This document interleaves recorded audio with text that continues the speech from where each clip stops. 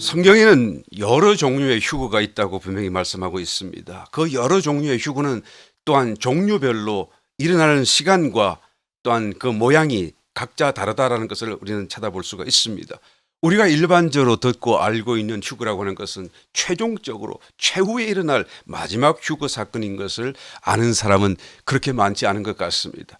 대환란이 끝나는 시점이고 고린도전서 15장 51절에 기록된 대로 마지막 나팔이 불려질 때 일어날 사건이 바로 우리가 일반적으로 알고 있는 휴거 사건인 것입니다. 이 휴거 사건은 곧 대환란이 다 지나갈 때 일어나는 휴거이기 때문에 대환란의 극심한 재앙과 고통을 다 당한 뒤에 간신히 순교를 피하거나 또한 순교를 당하면서까지 그 대열에 동참할 수 있는 참으로 힘든 과정이 아닐 수 없을 것입니다. 이 휴거는 공개적이고도 대규모 사건으로 일어날 전 세계적인 휴거 사건이 될 것입니다.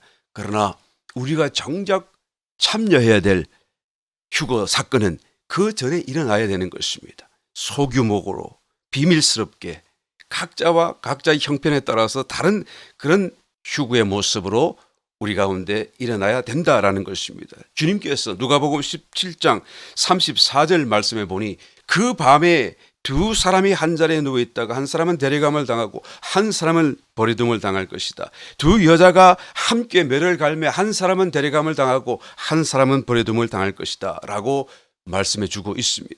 이것은 매우 참으로 정확한 하나의 어떤 상황을 주님이 말씀하고 있는 것이죠. 주님이 마치 눈앞에 보고 있듯이 이 사건을 그대로 지금 전달해 주고 있는 것입니다. 이것을 대략적인 말씀을 하시는 것이 아닌 것을 알아야 되는 것입니다. 한편으로는 바깥에서, 한편으로는 또 집안에서, 한편으로는 밤 시간에, 또 한편으로는 낮 시간에. 여러분, 빌라델피아 교회에 이기는 자들에게도 요한계시록 3장 10절 말씀에 보니 시험의 때를 면하게 해주시겠다라는 분명한 약속을 하고 있습니다. 이 시험의 때가 무엇입니까? 대환란이라는 것을 다시 그 말씀 바로 뒤에 부연 설명하며 정확하게 이 환란을 피할 수 있도록 우리 모두에게 약속하고 있는 것을 보게 되는 것입니다. 그러므로 대환란이 오기 전에 미리 휴거당하는 성도도 있습니다. 대환란이 온 뒤에 그것을 다 지나가며 통과하며 그 환란의 극심한 재앙과 고통을 다 당하며 순교를 당하거나 순교당할 것 같은 그런 극심한 하나의 신앙적인 결사각오로 또한 사는 그런 삶의 뒤에 다가오는 휴거도 있게 된다라는 것이죠. 주님은 그와 같은 휴거를 원하는 것이 아니라 그 전에 환란을 피할 수 있는 이기는 자가 되기를 원하는 것입니다.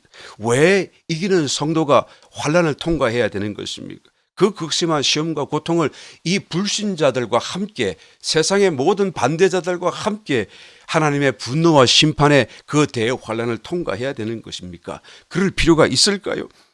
왜 주님은 깨어있으라고 말씀하셨습니까? 왜 준비하라고 말씀하는 것입니까? 그것은 바로 우리가 이 대환란을 피하도록 하시기 위함이다라는 것을 우리는 알아야 하는 것입니다. 주님께서 그렇게 말씀하실 때는 우리가 할 수 있기 때문인 줄 믿습니다. 우리가 하면 되기 때문에 그런 줄 믿습니다.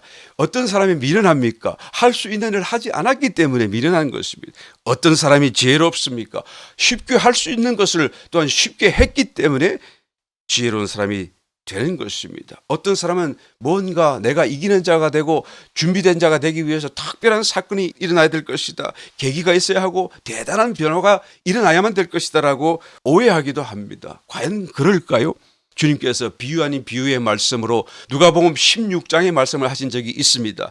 바로 부자와 나사로가 같은 마을에 살았는데 그들이 죽은 뒤에 거지 나사로는 아브라함의 품에 안겼고 낙원이죠.